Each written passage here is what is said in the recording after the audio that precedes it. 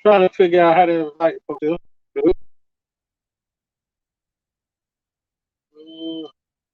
I'll try to put in the comments. Anybody want to jump into a link? I ain't never did it on my phone.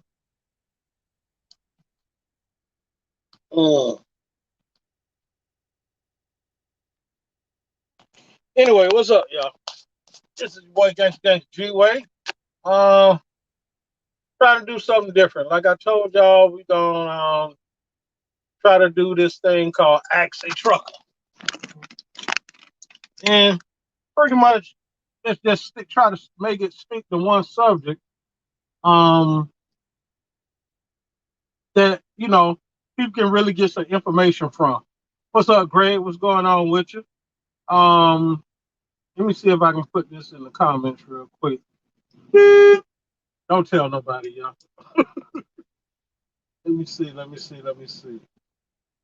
Try to do this yard stream. But real quick, if anybody got any questions, anything going on, where y'all at? What's up? Hold on one second. Hold on. Hey, what's going on, man?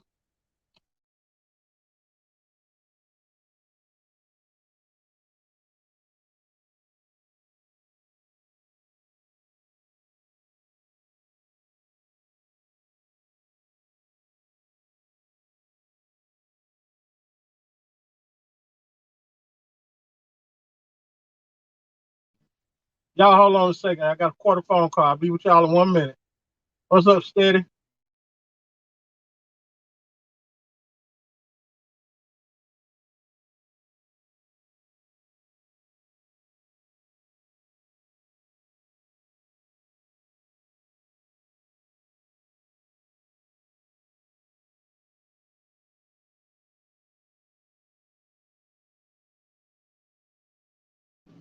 All right, y'all. I'm back.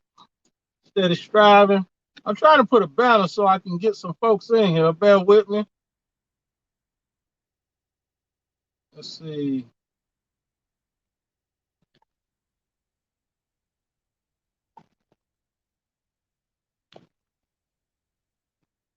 Here you go. All right.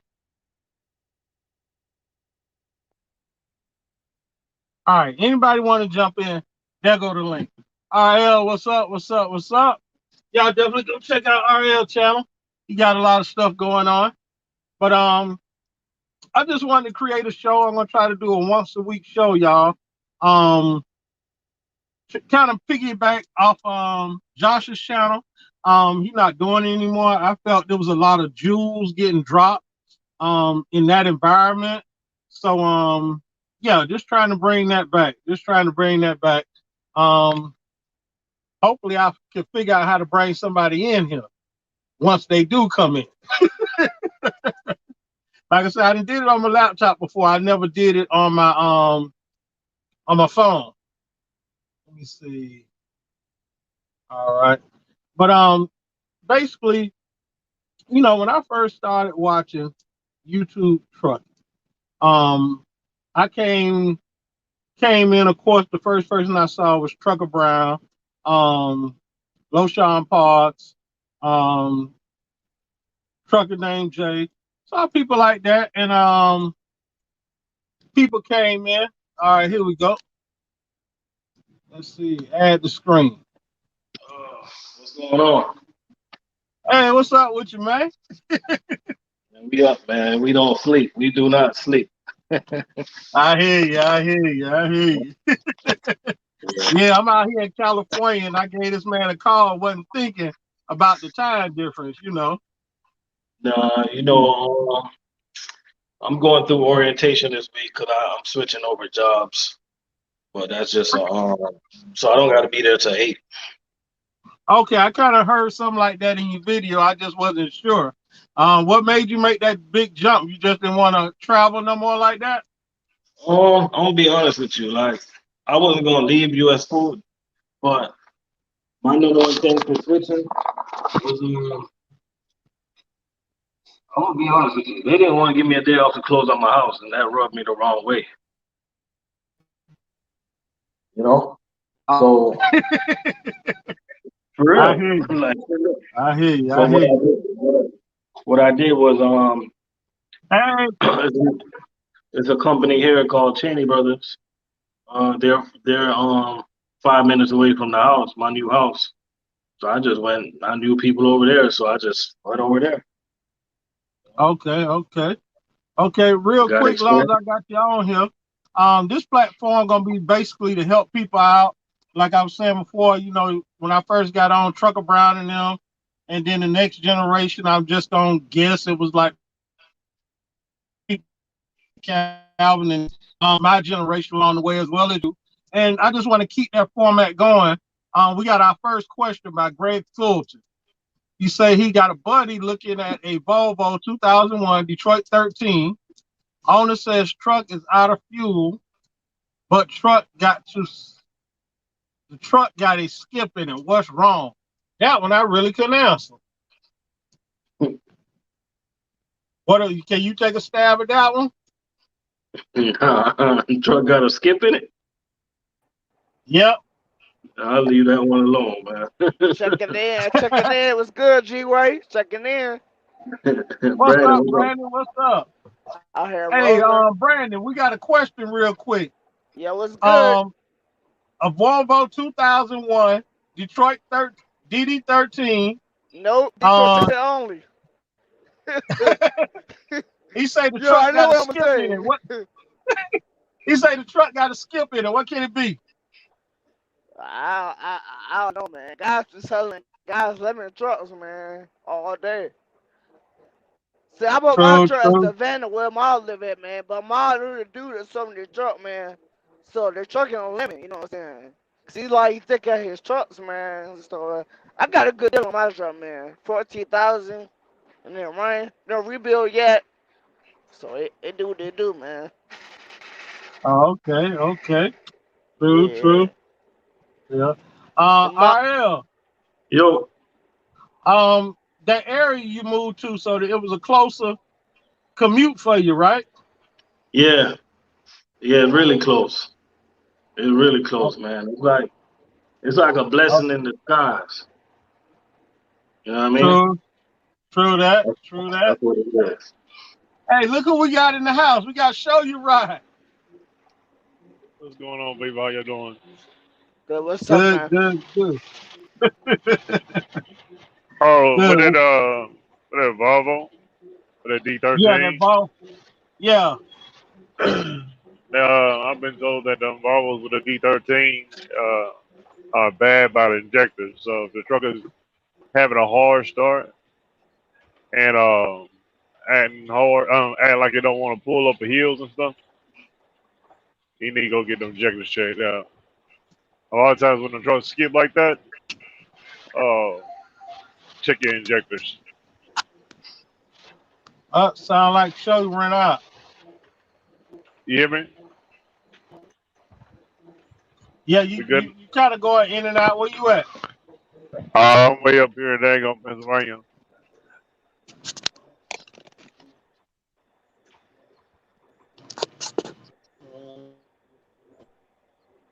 Oh, y'all hear me? Hear me one more time? Loud and Yeah, we clear? heard you. Yeah, Yeah, I Oh yeah. heard you. Oh yeah. At the end yeah. of the day, just check them injectors on that D13. Okay, okay. True that, true that. Yeah. Hey, Eric, go ahead and share this video.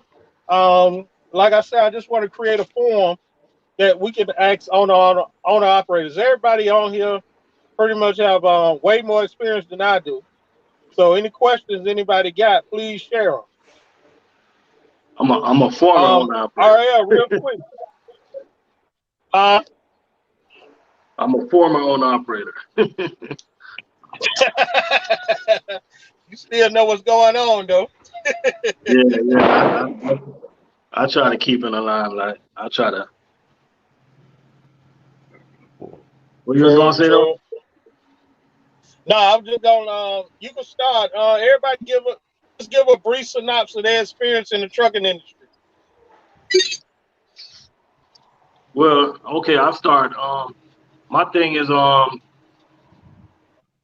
instead of I'm just gonna tell people out there that want to buy a truck and want to be an owner operator. Just when it comes to dollars and cents, just think about everything you do. Think about the loads that you book. Think about the weight of your load. Think about how you fuel up. Think about how you do your maintenance. Think about the air pressure you put in your tires. Because everything you do, every single thing you do, it got a lot to do with your business. And when you stay on top of your truck, you make more money. You know what I'm saying? You got some people, they wake up every day, they got drama going on YouTube, but you never see these guys doing pre-trips or post-trips. You know what I'm saying? We need to see more of that. And just take care of your truck, and they'll take care of you. Good advice. Good advice.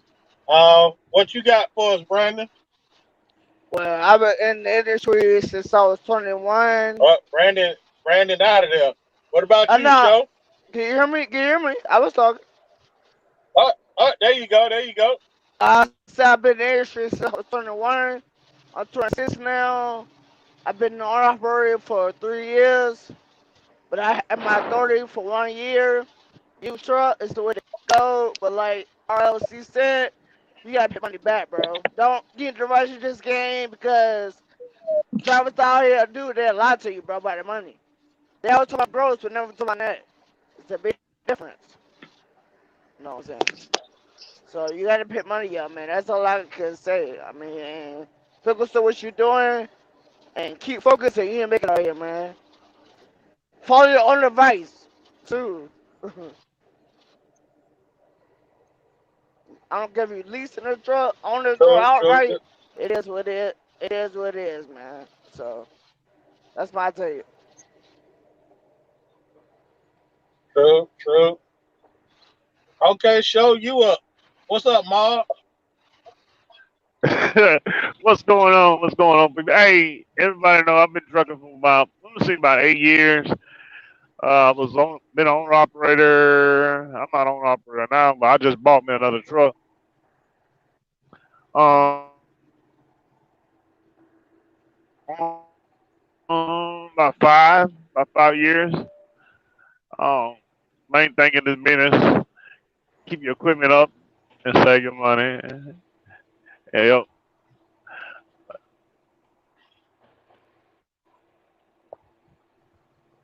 Hello. Oh, okay. True. Mm. You got bad service there, G-Ray. Yeah, I see that. I'm gonna go out and come back on. True. But where you at today, Brandon? For me, Yeah. I'm on 78, headed to Mass. I'm in PA right now, though. I guess I'm going west. True. Hey, G-Way, let me Okay. ask you a question. Trying to What's see new who is it about? with the bag signal. Is it me, y'all? Bro, Yeah, you kind of got some bad signal too. Yeah, Fellas, Yo, what's what's going up, on? Mom? What's Maybe, up, Mom? G-Way, maybe if you move around a little bit, you might get a little better signal. So you got some bad signal going on. Oh, it's me then. Okay. Yeah. I'm out here in the middle of the parking lot. Truck probably driving by, blocking my signal, but it is I what don't it is. know. I don't know what you did, but it sounds better now. Oh, okay, 10-4. Yeah. What's up with you, Mark? I'm just cooling, man. Over here getting unloaded right now. Over here in Indiana. Okay. Um, let's see. Tell us a little bit about yourself, Mark, for my viewers that don't know you. Tell about myself? Oh shit. Don't put me on the Your spot. industry in the industry, bro. In the industry? Yeah. Well, I've been in trucking as a driver for like maybe a little over 5 years now. I had my authority what I had my authority about maybe a year and a half. No, like a year and some change. First time I got my authority, everything went to shit real quick. had to had to bounce back from it, and yeah, I'm just an average trucker, man, I guess. But prior to driving, man, I've been an operations manager for Savannah Marine Terminal, and I've dealt with a lot of logistics prior to even driving. So I kind of seen trucking in the office space before I even before I even got behind the wheel of a truck. So I kind of have experience on both sides of the field. Okay. Okay. So, so I take it everybody here pretty much show you right as the veteran. Did any of you guys see yourselves being owner operators, or just something that came about once you got into trucking? Well, it's kind of a long story why I wanted to be an owner operator. That job that I was operations manager. When I first started there, I was a lumper and worked my way up to a heavy equipment, then worked my way up to the equipment trainer, worked my way up to safety manager, worked my way up to fumigation, then I worked my way up to operations manager. Now, during those steps that I was moving up the ladder, I was improving the general operation of that facility every day. From the point that I started to the point that I left, it was complete 180. You know what I'm saying? Now, with that being said, True. one day when I came to work, I still got signal. yeah. But one day I came to work. Okay. One day I came to work, and when I came to work, what about you, Ariel? How did you come about becoming an owner operator? you still hear me? Yeah, it just got Yeah, a crazy. straight on. It just got a crazy delay. Oh, crazy delay. Yeah, it got a delay. That's all. Well, when I got into trucking, man, I started with Swift. Always wanted to be an owner operator. To be honest with you, I never saw myself as a company driver. I was working for, I went with Swift over the road, and I came back local, working with a company called Frito-Lay. You guys know Frito-Lay. And I came upon some money, so I went and bought a truck, went to a dealer. The first company I leased on with was this company called Exact Transportation out of Lakeland, Florida.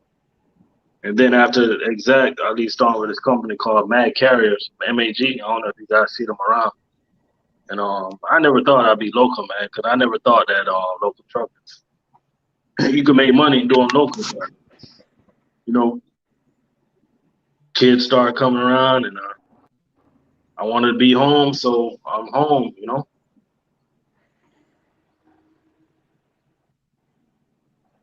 True.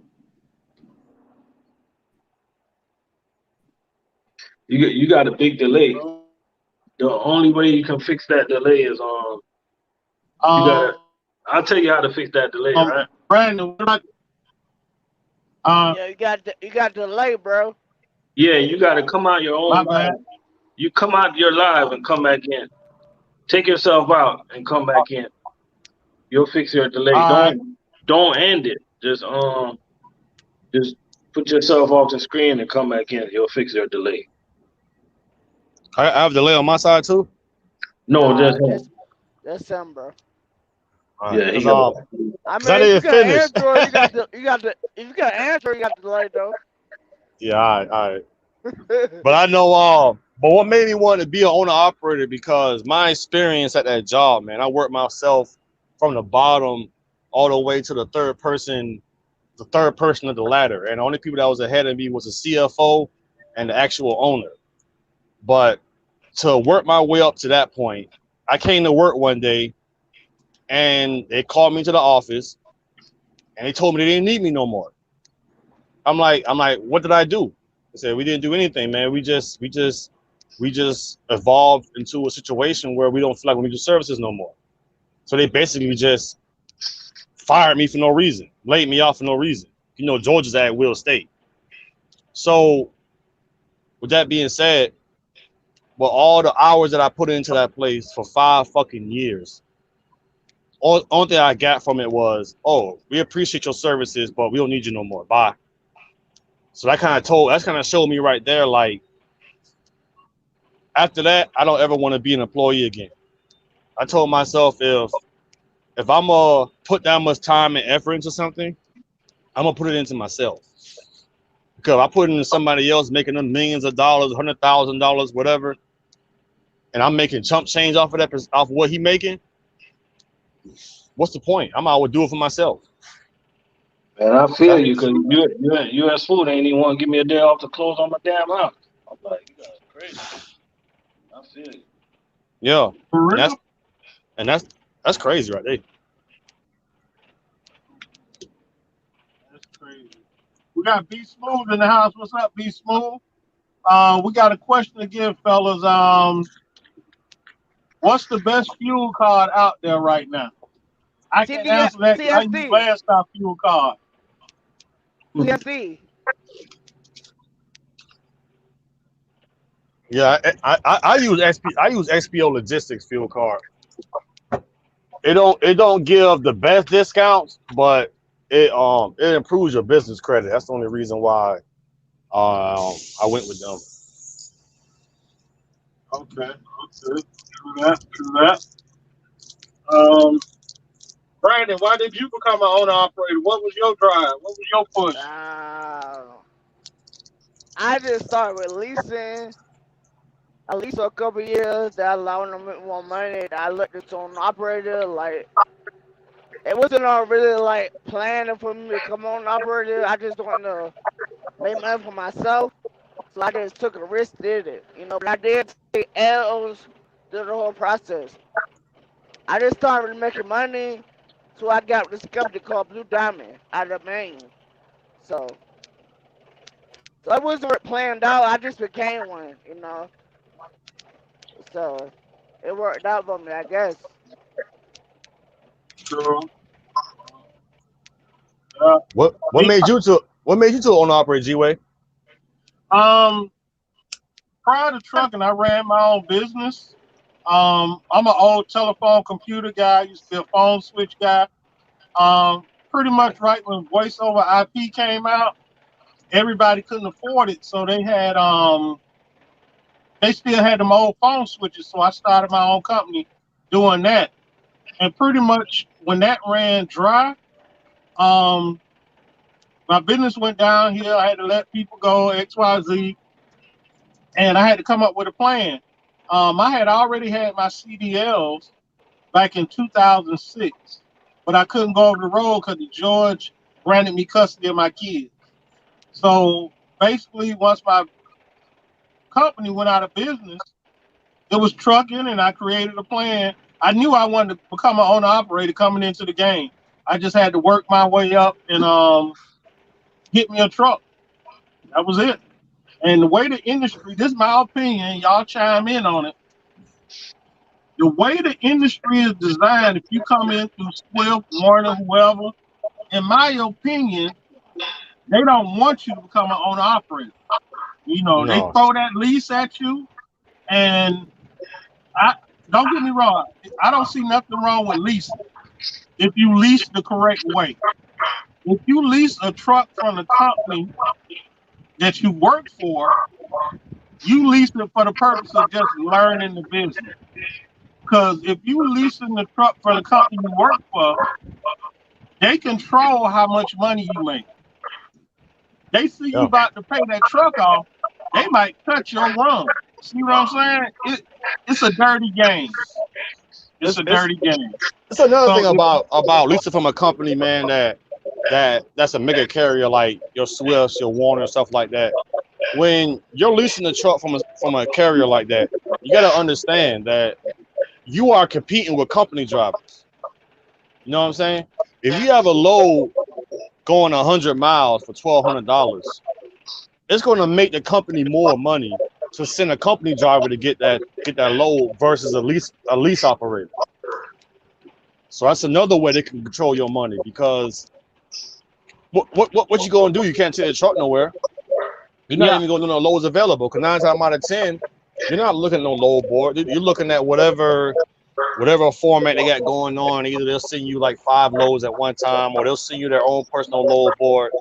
But you're not actually seeing what's going on in the area. They can tell you, hey, this same load for 100 miles for $1,200. This is when they pay $700. You don't know it. You don't know either way. You can still be like, well, oh, that's $7. That's a lot of money per mile. Man, I'm still take that load. All the while, you have no idea that this carrier just took $400, $300, $500 off the load. This is true. This is true. You know, and that's even if you got your own truck and you leasing on to a carrier under their DOT numbers. Make sure they don't have company drivers. You know, you want to lease on to your Landstar. You know, it's other owner operator companies out there.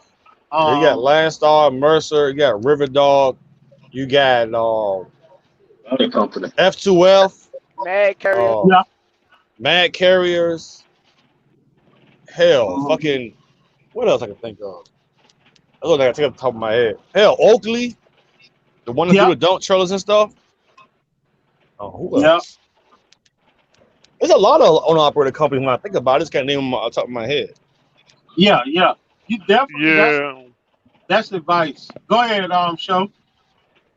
Well, I leased a truck from a company, and they dispatch me.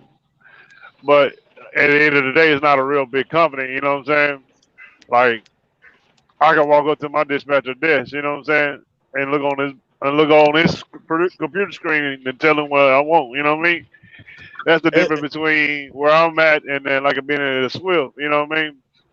How many trucks is at the company you're at? They have 300. 300? Okay. Yeah. So at the end of the day, I did go out and buy me another truck because, like you said, I don't like the fact that I'm leasing the truck from the company. You know what I mean?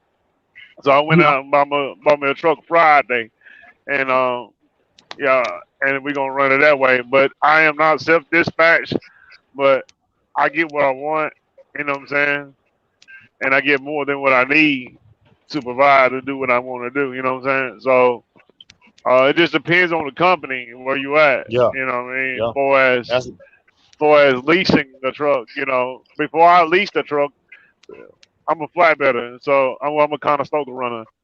So before I lease the truck, they the whole company on percentage. So I did my math on what I was doing and what I was doing compared to what I would have been doing as a lease driver. I did come in this company with a strategy. I come as a company driver, then I go to a lease, stack my money up as a lease driver, then I get my truck, which is exactly what I did. When you come in, you know, you got to have a strategy, what you want to do, where you want to be at. I do have a video on my YouTube talking about using a lease truck to get your own truck, and that's what I did. I've done it 2 times. This is my 2nd time doing it, and it don't take long, as long as you be frugal with your money. You know what I'm saying? Mm-hmm. That's something. Go ahead, brother. I'm sorry. Go ahead. No, I'm good.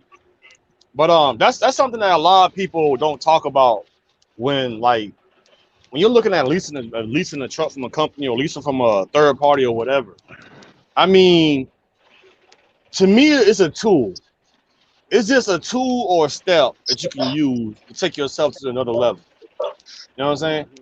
Instead of, some people may get into a lease program and they'll just complete a lease program, get to another lease. Complete that lease program, get to another lease. Then back and back. And then when it's 20 years don't flew by, you're sitting back like, well, you know, I got this money. That's if you saved your money. Or you just left with nothing.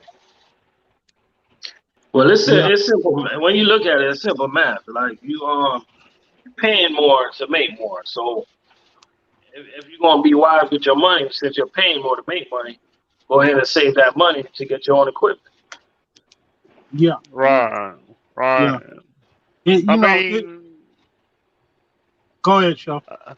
I mean, for me, you know what I'm saying? My thing would always be use this truck. The lease truck, like you said earlier, they ain't nothing but a tool to me. Sometimes people get in these trucks and they get attached to them. You know what I'm saying? And it make Hmm. it hard for them to leave. And G will tell you, I ain't got no love for no truck since my last truck got daggone blew up on me. It's just a tool to me. You know what I mean? To make money. Mm-hmm. You know. And at the end of the day, you know what I mean? This is why I use this truck for. And and if anybody come up to me, when I get ready to get up out of this truck, I let them know this truck ain't did nothing but make money for me. You know what I mean? It's a good tool to have. You know what I mean? Um, at the end of the day. So basically, what I'm saying is, if you get into a lease, think about it as temporary, unless they give you an awesome deal. Well, that won't more likely won't happen. But use it as to get your own equipment. You know what I mean? True. Yes, And sir. you know, it's different type of leases. Like Wasac. You can take that truck where you want to go. Um, I leased one time from what was the company that was it Covenant Quality? I leased it from Quality one time, and it was a bad move, but I could take the truck through to their network of people. But it wasn't a great situation, but it was a situation I dealt with. Um, if you go lease a truck from the company you work for, I think you should do it to your advantage. But if you really just gonna go out and lease a truck, make sure you do it with a third party. You know, that's just my opinion. So what's the difference with that company Lone Mountain? Is that considered a lease? The, What y'all the know way about Lone Mountain? the way Long Mountain is drawn up, it's a Mhm. lease purchase. It's a monthly payment, but it is a lease purchase. Damn, dude, you just So, dropped that shit on my truck. Yeah, let me drop. Hold on, I'm muting my bad. mm, hold on, y'all.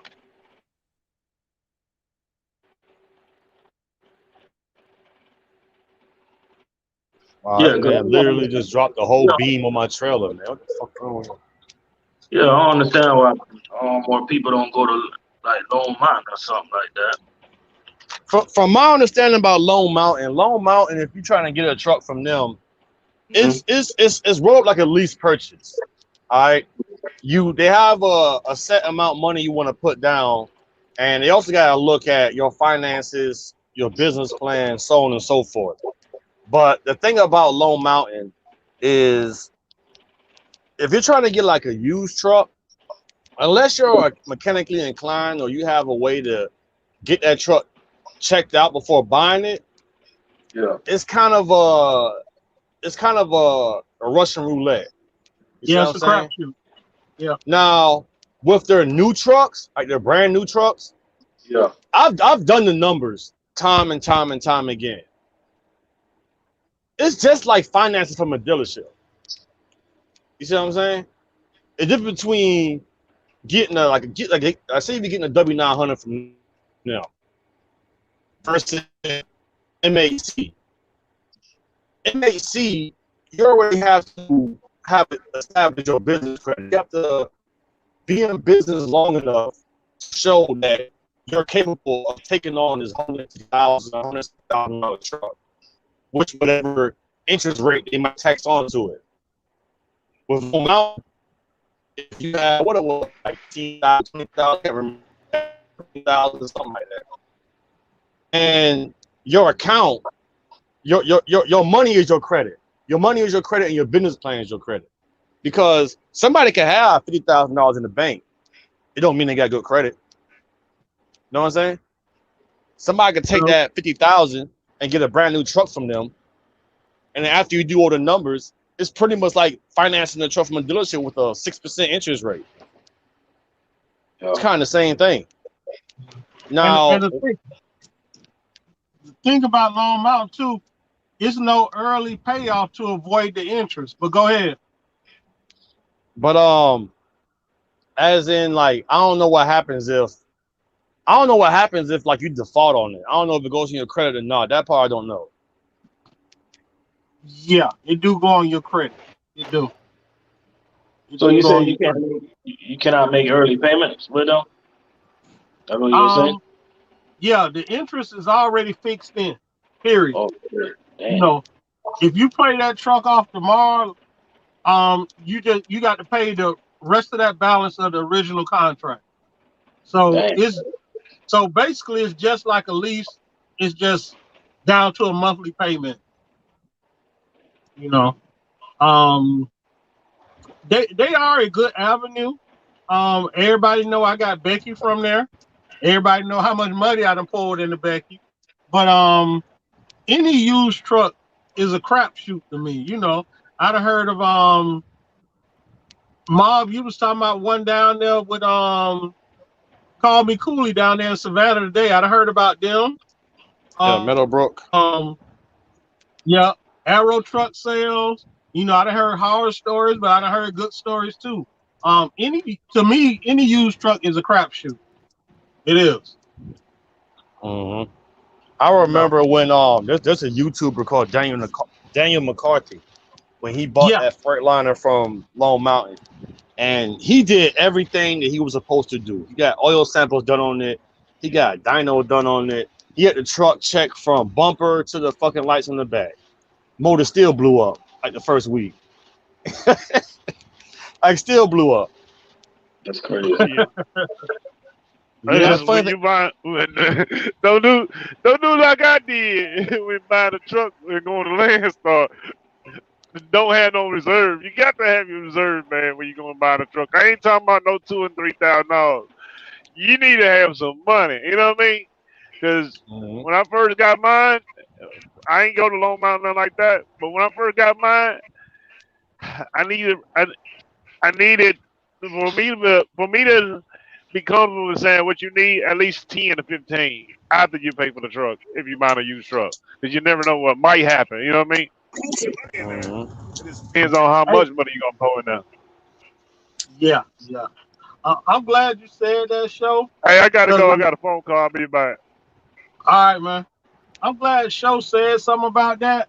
A lot of people want to get their own truck and go out and get their own authority off rip.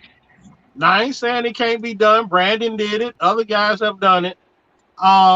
I just think the safest way to do it is the lease onto a mega carrier like MAG or whoever first. Only reason I give that opinion is because if you with them and your truck break down, you stand a chance of them helping you get your truck fixed compared to just going out getting your own numbers broke down and you stuck like Chuck. That's just my Mhm. opinion. Anybody else?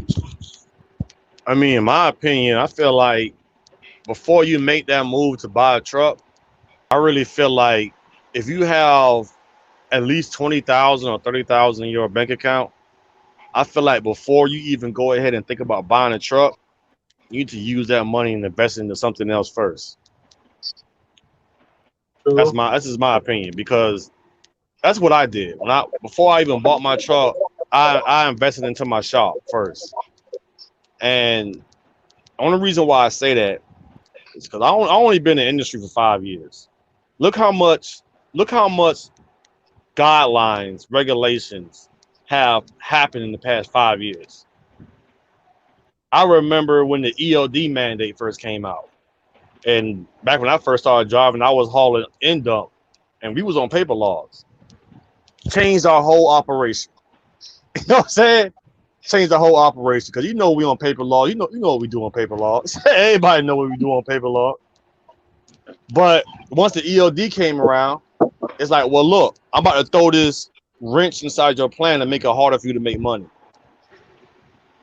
That's why I feel like trucking, man. It's one of the few industries that I know that it could be a group of people get together in a room who ain't never been inside of a truck, know nothing about the industry, anything. But all of a sudden, they're experts and they know what a truck driver should and shouldn't be doing. We try to figure out how to cut our money every day. We wake up to go to work every day. They wake up to cut our money. That's all they do. Yeah. That's true. That's true. That's true. But that's the design of the industry once again. Design of the industry, just like you say, when the ELD came out, actually I was working for an owner operator.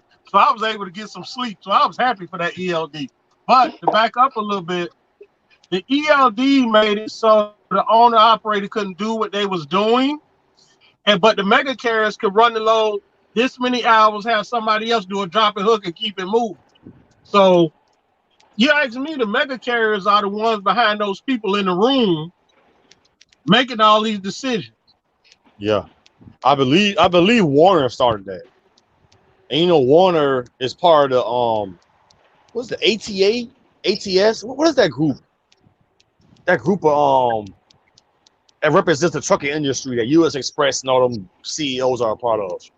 They own them trucking schools and all that there. Yeah, what's the name of that? What's the name of that group of people? I can't think of it.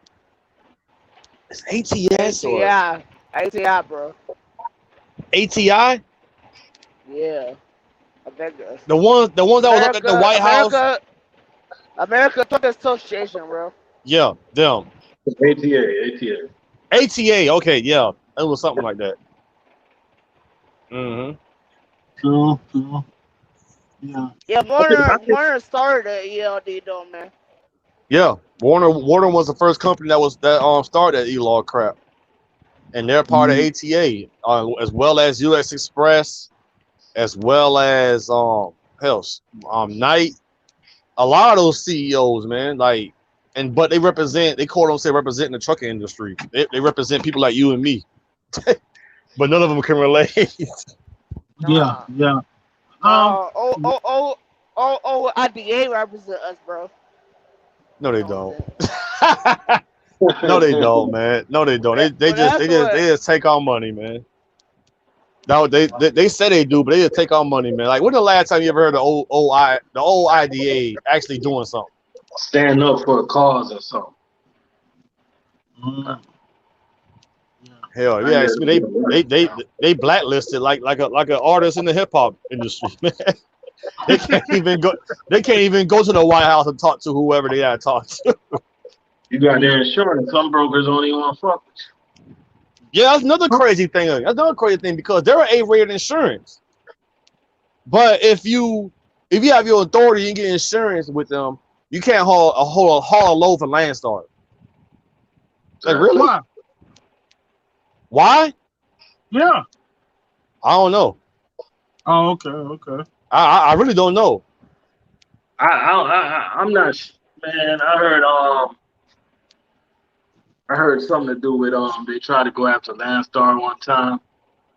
I can't remember specific, but Landstar holding a grudge against them. Something they tried to do to Landstar. You gotta look it up.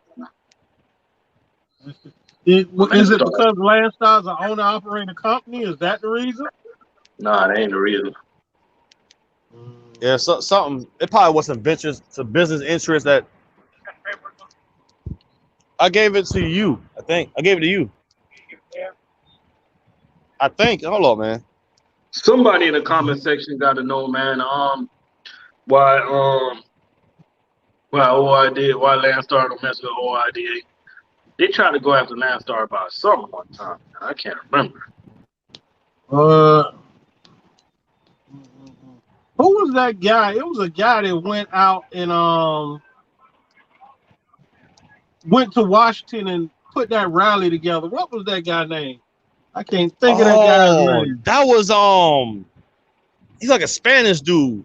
Went to Washington and put that rally together. What was that guy's name? All right, thank you, man. I can't remember that guy's name, man. Calvin, you know why Landstar don't mess with OIDA. What's up with it? Why Landstar what? I was trying to figure out what device I was gonna use. Why they don't mess with owner operators with that OIDA insurance? I forgot the story. Oh, I think it's like I just think it's OIDA period. Some people say it's kind of like a what do you call that? Kind of insurance they call that, risk retention or whatever. But Landstar got sued, man, years ago. Contractors or whatever. Landstar used to be like, I think, I remember I was going to join them in 2005. And it used to be 65% or 98% or some crap like that. And they made a big fuss about it. Some people said that the owner operators screwed themselves because it was actually better than the way it is today.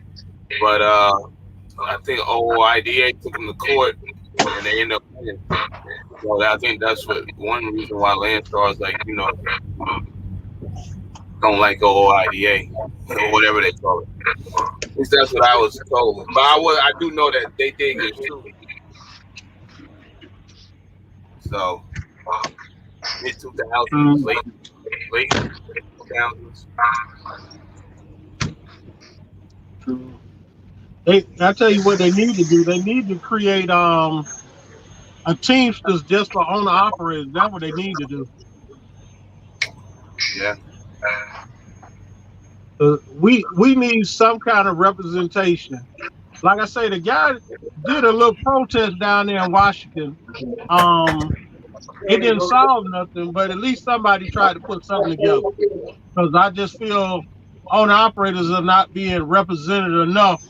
It's all about the mega carriers in Washington. Yeah. Yeah. See? Where you at today, Mr. Lee?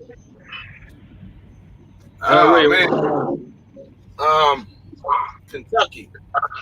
Had a little crazy afternoon.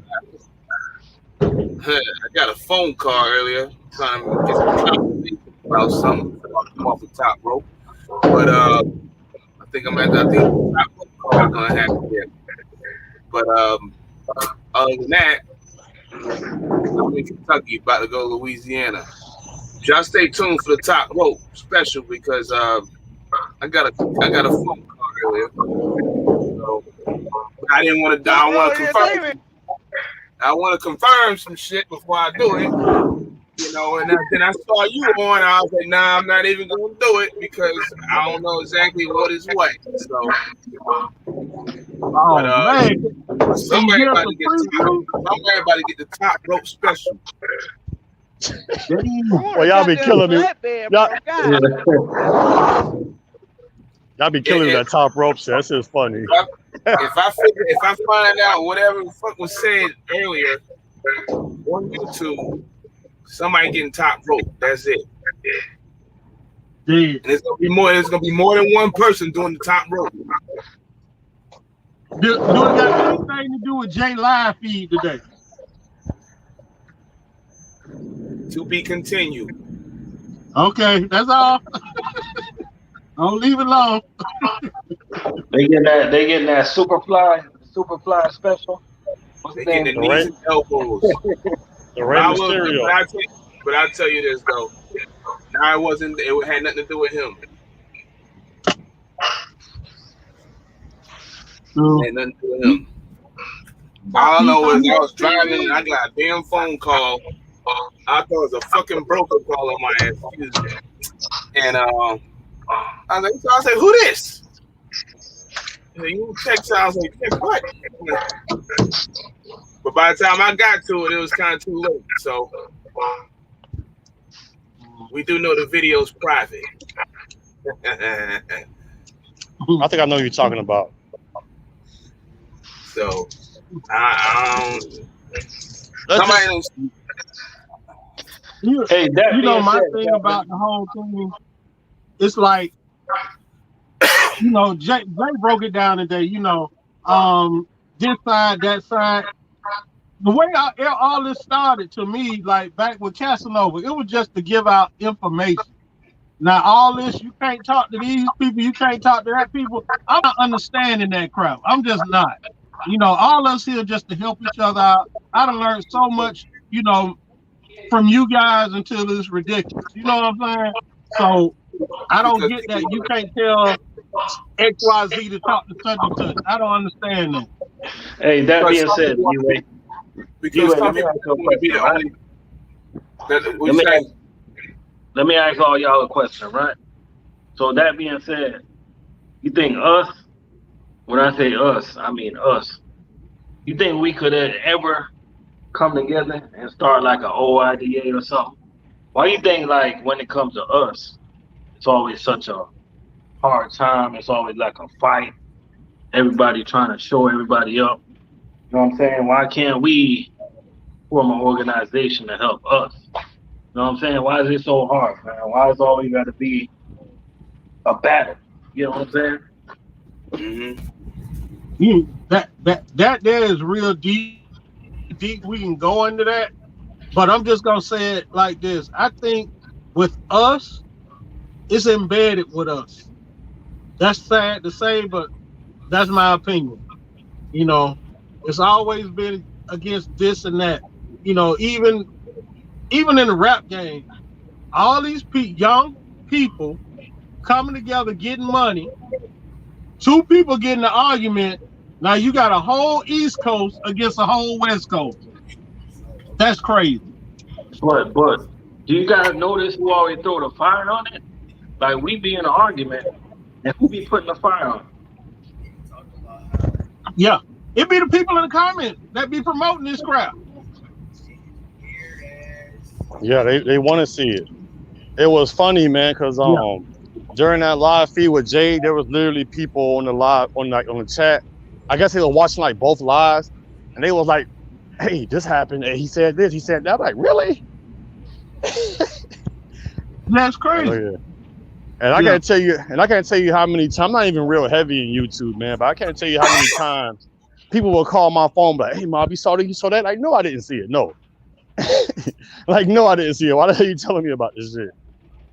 Like, if it ain't about no money, if it ain't about cars, if it ain't about females, I don't like talking about it, really. That's what I care about. But but as long as we can give out good information and leave, just leave some of that bull crap behind. All us you just got some people that's flashy. Nobody know what I got at home parked in my garage. Nobody know where I stay. Nobody know how much money I make a load. You know what I mean? I'm not throwing piles of money on my bed saying, look at me. That just ain't my style. I ain't like that. Like I said in I believe it was Jay video last night. I don't do this. That little YouTube check, that ain't nothing. I think the biggest YouTube check I ever got was like $250. I do it because when I'm standing in the fuel island, somebody like, yo, I appreciate XYZ. You helped me out on this. That's what I do it for. Man, I remember one time, this is back when I had my Mac Anthem, and I was driving on 285, man, and somebody hit me on the radio. It was back when the Mac Anthems first came out, so I was like one of the first ones with it. And the man was like, "Yo, it's Mob." I said, "Yo." I said, "Man, what's up, man?" I was chilling, man. I enjoy your video, so and so. It helped me do this, helped me do that. Like, man, yeah, that's what's up. That's what's up, man. And be honest with you, that made me feel better about doing it than anything else. Yeah. It's just you helping people, man. Like, regardless of what people think about me, man, I've done a lot of bullshit in my past, and I try to help people, man, because I don't care who you believe or what your God is, but I don't know. I need some good juju in my life, man. Pay it forward. Yeah. You always got to give back because, like I said, when I first came to Landstar, I called up Mr. Leak, and Mr. Leak was like, yo, XYZ. Hey, I done got in trouble a couple of times, and I called up Leak, and he done got me out of it. So I try to pass on the same thing. And it was Brandon talking shit about flatbed? When? Brandon talking about flatbed shit? He said something. I seen him make Hey, a statement. Hey, Brandon, it's flatbed gang, man. That's all we do. Okay. That's all we do, man. Heavy still riding, bro. Tell them we live like Christmas trees around here, man. Yeah, you got that thing lit up. You hanging off the back? No, I ain't got it on the back yet. I got the lights for the back, but I ain't put it on yet. Okay, true. Mm. I gotta go down the street and pick up my next damn load in a minute. Flatbed work at night too. True. Leak, what made you start putting out information, Leak? Huh? What made you become a content creator? I was just making videos, man. You know, putting it out there. You know, I didn't even know there was a YouTube truck driver platform for truck drivers like that. You know, so I would just make a video, and then people started. They thought I didn't know how. Like Mom was saying, when I seen you on the video earlier. I didn't know how all that stuff worked with YouTube and stuff. I was just making videos, So one day, go ahead. One day I was with Universal back in like 2000, whatever it was, 2011. I made this crazy ass video and it got around. So then one day I was at the terminal and they was asking me about it because basically I exposed somebody, for doing something, where people don't, they don't get to see. They don't get to see that he's going somewhere and agent will give you a little, and also right behind your back, they change up on you and they put it out there in the public road and get rid of it for like thousands of dollars cheaper. So it was a situation like that happened, So. But the videos is down. That was a long time ago. But now, since I've been back, I mean, I just been putting out info, sharing info. And I can tell you what made me start doing YouTube. For one, it was out of boredom. But after I watched Guilty 718 channel one time, right? Because the YouTubers that was on this platform before, they was all the same. Everybody want to talk proper. Everybody this, that, and the third. Everybody businessmen or whatever. I've never seen somebody that come from the environment that I come from on YouTube talking about trucking. Because he from up north, I'm down south. But we both come from the same environment. And to be honest with you, with my background, with the time I've done, so on and so forth, I'm the very last person that's supposed to make it. I was just to tell you. I want to show different. Then I got back and forth with certain people that want to stroke their egos or whatever. And I just got to the point like, bro, like I don't even want to, I ain't about to keep going back and forth with these dudes, man, because I already know how I am. Ain't gonna be but so much back and forth we're gonna do. Just leave it at that, man. A lot of people want this fame, man. I just want the money. I just want the money. I just want to help people, man. That's all there is to it.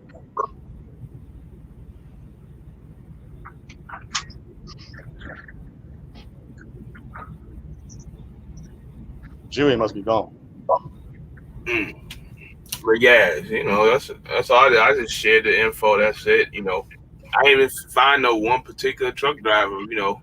I didn't even know anything about any of the truck drivers until I was hiring drivers. At Landstar, they started telling me, about the different drivers on YouTube. Most of it was because of dumb stuff they was doing. Because they heard me in my videos, saying what I was saying, But so and I started seeing that stuff.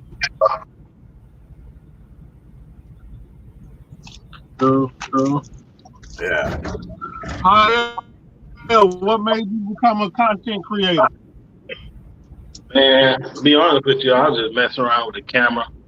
I was doing chain account for US Food, messing around making videos and stuff like that. I ain't took it serious. Let me tell you why I took it serious, right? So uploading videos and stuff like that. One day I went to Kissimmee. I had a layover out in Kissimmee. I don't know if you've ever been up there, Kissimmee, Florida. And I'm pulling in the 48 footer in La Granja. And as I'm pulling in, I seen this dude looking at me. I thought it was kind of weird, right? And the dude looking at me, and he came up to me and he was like, "Hey man, want to thank you. You made me get my CDL. And I pointed myself. I'm like, me? And he was like, yeah. I'm like, yeah, you made me get my CDL. And I thought that was pretty cool, man. So I'm like, you know what? That's a good feeling. So I just kept it going, you know. So I kind of do it for the positive vibes and to help people. But I never thought it was gonna be that way. I was just messing around. True. You know, I like that. I like that video Dirty Broke dropped the other day. Who that was? Bubba Black pulled aside the road and helped out Andrew while Josh was on the phone. Mm-hmm.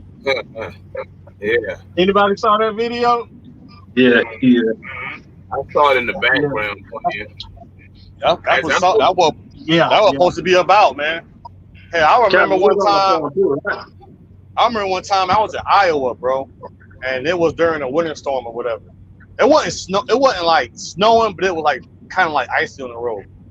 So I'm driving, and I see a reefer in the ditch, like on his driver's side. It looked like it just happened because there's like nobody around. There's like smoke coming from his tires, I guess from the brakes or whatever. And I pulled over because I was like, well, shit. The man might be dying in that motherfucker before I know, you know? Man, I pulled over, I put on my jacket, and I hopped out. And when I hopped out, I went through the mud or whatever, climbed up the truck, and then I was on the passenger side. And I looked down at the truck.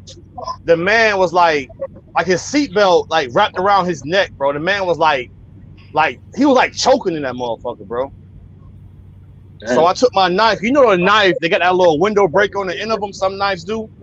I took that knife and I kept banging on his passenger window and broke that shit. I climbed in, cut the seatbelt off his neck. And he was like a real big dude. Like he was like maybe 350 pounds. He was a real big dude. So I'm trying to help this man get out the truck because he didn't want to be in the truck.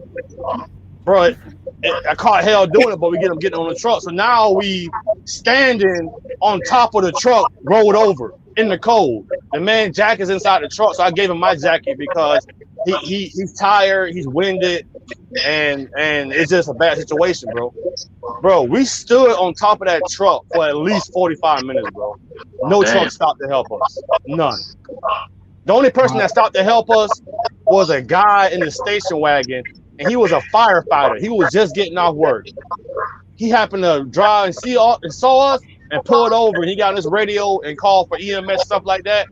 And then once he came, that's when all the truck drivers want to pull over and help. I'm like, bro, we already been standing here 45 minutes. And then I started thinking about what if I would have just kept driving? That man probably would have been dead. And it's crazy, man. It's like, even Guilty said one time in his live, and I even knew it was Guilty on the shoulder, but Guilty put on the shoulder.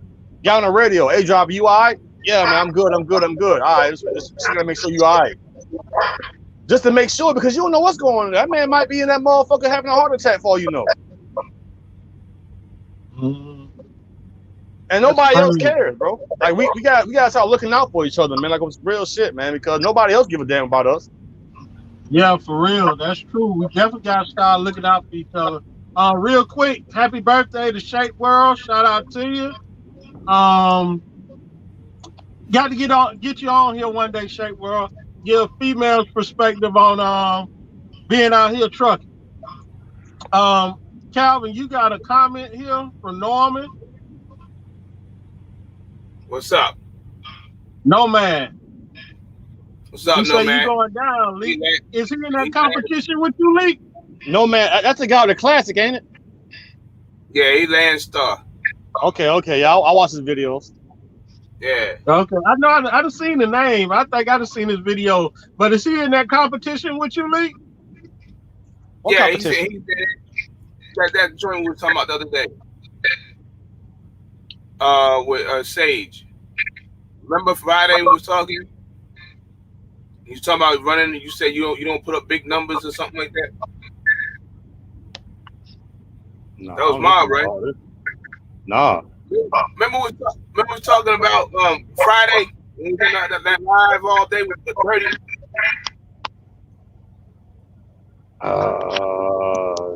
No. Damn, nigga, this was only a couple of days ago. I don't know what you're talking about, man. I got a bad memory. Oh man, we're talking about the competition with hauling freight, make the gross most money and all that. And you said Yeah, you run hey. from Georgia to Indiana. You said you probably do like Yeah. I remember now. Yeah. That's what it is. So yeah, we all doing that. True. July 5th or whatever. Hey, we Ain't gonna be rooting for you, cheating, Lee. man. But they said I'm gonna cheat. They said I'm gonna be cheating, man.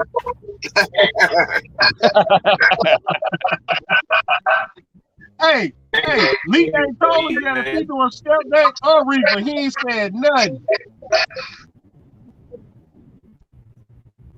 I don't know. I might be. I want to get that. I make it work. I'll make it work. They keep on serving up these chicken rolls. Definitely gonna make it work. We had a guy in here earlier. He was asking about trucking jobs in Florida. Florida ain't no trucking state, man. Florida is not a good trucking state. Yeah, you got a lot of jobs down here, but they don't really pay like that. The only company I can think about in Florida, man, is you got Cypress, that's a bullshit company. You have Indiana River. You have what else I can think of? I can't think of nothing else. Cause all the even the fuel companies down here, they don't want to pay either. You know what I mean? Why do you think that is? It's not a we don't have no plants down here and shit like that. Everything coming in, there ain't a lot going out. It's not a manufacturing state. No. Yes, the consumer. Florida ain't nothing but consumers. Yeah. You get that produce out of there though. Oh. Yeah. But you come down to Homestead now these days, and you look in a bunch of these places that used to haul produce, and you see them tearing it down, building them houses. True. We got another question. For somebody who wants to get into trucking, what's the best study manual Having trouble connecting. on mobile app? Oh shit! Y'all hear me? Yeah, I can hear you. All right. Well, the best studying manual, you just go to your DMV and get the book. They got apps. I mean, you could pretty much Google CDL practice test, and they got like practice tests in there where you just keep taking it over and over again until you memorize the answers. Which, if you ask me, that I wouldn't recommend somebody doing that, because once you sat there, you memorize all the answers, and then you mess around, you take that test, and you pass. All of a sudden, you forget everything else. You just memorize a bunch of stuff. I recommend reading, man. Read the book. Yeah, read the book. That's what I did. Because even when you take the test, man, you take the test from the book or whatever, or on the internet, you get a version of it. Then when you go to DMV and take the test for real, they'll change a couple of words around on you, and then mess you up. So they definitely got 4 or 5 different versions of the same test. You know what's funny? I had a friend of mine got his hazmat endorsement like that. He went in and looked up one of those practice test apps. He just kept taking it until he memorized it. And he went in there and he passed, barely, but he passed. So I asked him a question. Hey, ain't no shame. That's how I passed mine. I had a driver like that at Landstar. He took the test and failed. I was like, listen, man, go take the Georgia exam on YouTube, because Georgia got the hazmat on YouTube.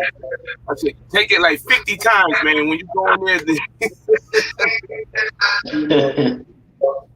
there, But he ain't hardly haul no hazmat under me when he was driving. That was like years ago. Okay, Hey, we got Jerome with a question. Jerome says, is it worth buying a new 53-foot drop deck or a used one around 8 years old? New trailer or used trailer, fellas? A drop deck, like a step deck? They hold up. Yeah. They hold up. You know, as long as they ain't worn out. I'll get a used one. I'll get a used one, depending on the price, man. And it depends. It depends on that frame, man. Because one thing about those step decks, depending on what application he was using it for, man, he probably would haul up some serious weight with it.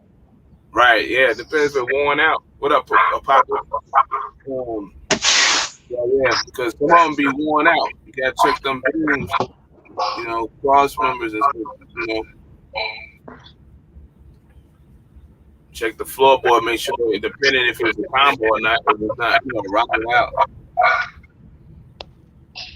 Like I bought two doors. Tip I'll give out to him by looking at a trailer is that just take the trailer, drop it on the ground, and from the back of it, just walk back and just look at it.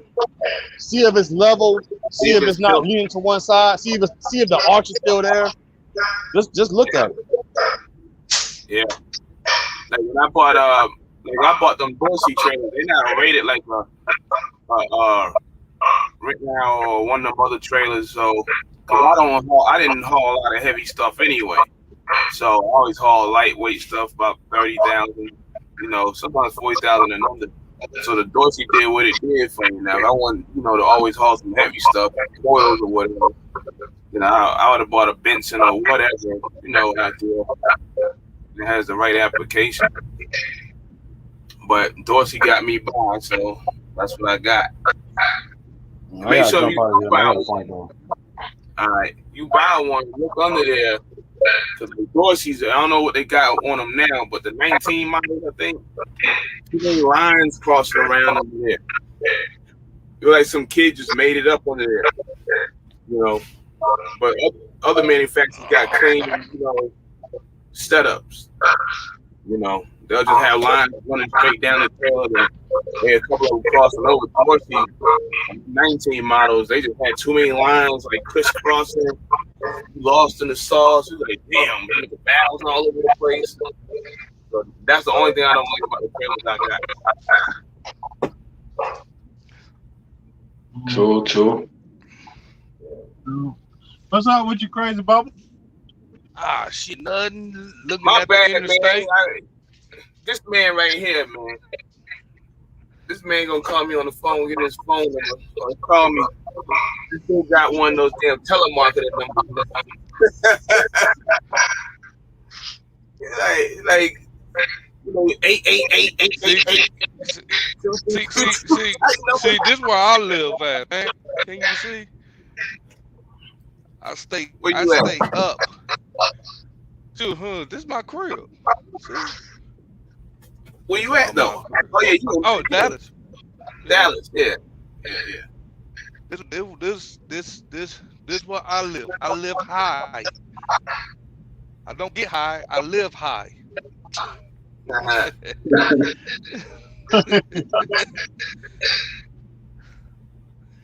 What, you in a condo? Huh? What, you in a condo? Apartment. Okay, true. No, high rise. True. Yeah, this is what I do. Oh yeah, sure. I was trying to show you that. See, everything around here is glass. Hold on, let me turn my shit on.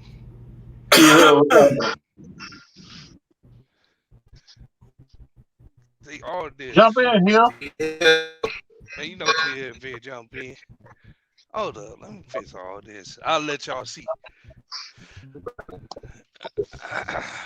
Cause it's nighttime now. I can't.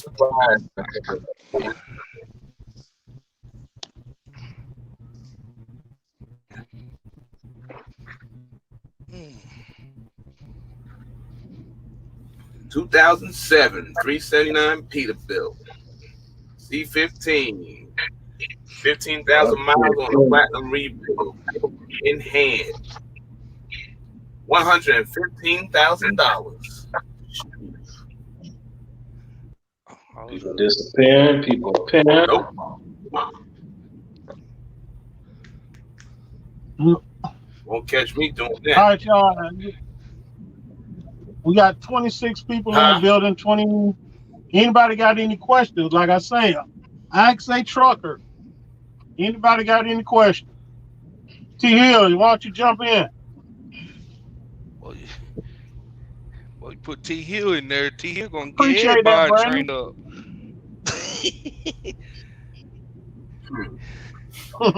Darn T Hill. Hey, I got my Darn T first. Hill. First cash out. Yep, got my first cash out, man. Appreciate it. You need some more, y'all keep it going for the knowledge. Hey, cause everybody know hump day. See, this is my career. I'm gonna start from the front. Now, see how deep it is? And that got my little kitchen with the window all through here. Big old front room, but see all this stuff. See, you buying shit. I got all this space, and like I said, still live high. Don't get high, just live high. Hey, you an owner operator, Bubba? Nah, I'm a lease purchase. Okay. God damn, it's hot up here, man. See, living that good life. See, go security looking at me. When I grow up, tell us how you got in the trucking, Bubba. How I got in trucking? I got trucking. I got trucking. I was just a baby, so I was born in it. My dad trained 13 cousins of mine. Now I'm down with 3. So ever since I was a little kid, I lose to run, wait for the holidays to get here. Because I know when the holiday get here, all the truckers, all my cousins come in with all their truck and talk that bitch shit, talking about how much money they had and all that stuff. So it's just far right down the line. Then that my sister was a truck driver, so I rode with her. She was a truck driver about 10 years. Then that she got done with it. So I rode with her, and I was a map reader because I read maps a lot. Because my cousin taught me how to read it. To get to point A to point B, then that you get to the little big town. This is how you supposed to call, make sure you're there, and all that stuff. So all 13 cousins taught me. I know how to work on a lot of stuff. I'm just a lazy motherfucker. I ain't gonna lie. But when push comes to shove on side of that road, I ain't gonna play with you. I'm getting out of there.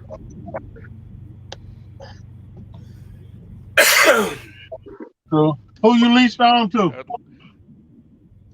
I leased on to a small carrier called Mountain Mover Trucking. It's out of Grapevine, Texas. Okay. Grapevine. Yeah, so he very, very, very good man, very good businessman at that. Cause he ran his business before he went to trucking. So he been that trucking stuff for 36 years. So he's very good. He taught me a lot of good things about trucking. He taught a lot of bad things about it. All right, we got Yeah. another question. Any advice you have for a 53-foot triaxle step deck?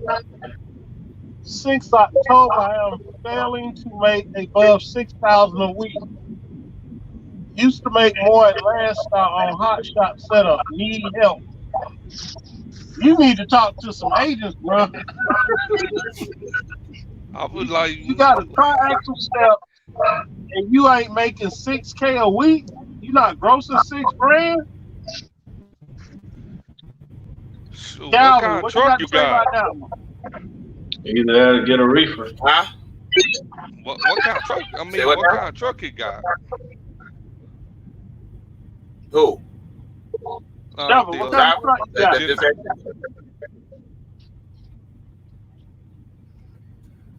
Me? 579B. Unless you had somebody else. because you got because you got a triaxle, you should make it, right? Yeah. Oh, If he you, got if you want triaxle? to run the overside, yeah. If you want to Yeah, do you got a overside, triaxle. He ain't making over 6K. He fell and make 6K a week. Where you running that driver? Shit. We gotta remember, you can't always just use that. You can't always be looking for heavy ass loads. Because some people just get, well, I'm just gonna haul heavy loads. You know, sometimes you don't need that.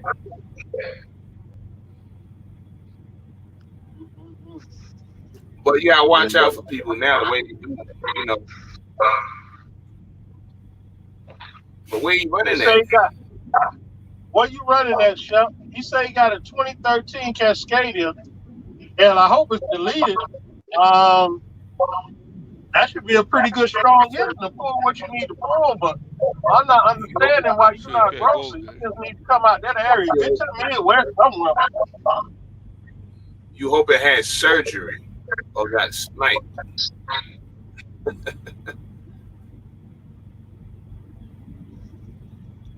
Say it need a dispatcher. Somebody say it need a dispatcher. Okay. Yeah, Sometimes that might help. That's crazy. I don't even know, man.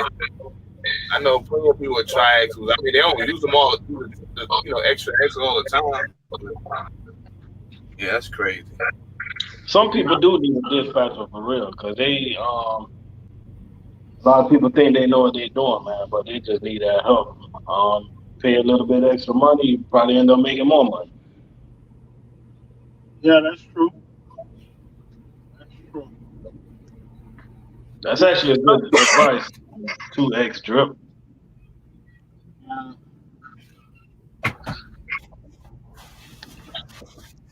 Rika Cherry, or going. Yo. Don't take that man's hood. Oh, okay. He's turned the other way. What up, Mr. Hill? What's going on? Got the shades on. Big money over there. Look at him. Yeah. yeah, sure. He ain't ready for that night run. Making that money. Exactly, Island Trucker. If a dispatcher gonna make you more money, get a dispatcher. That's what I think he needs. I think he need a dispatcher, though. So I run with a dispatch. Shit. But he said he got Landstar? He said he was at Landstar? Yeah.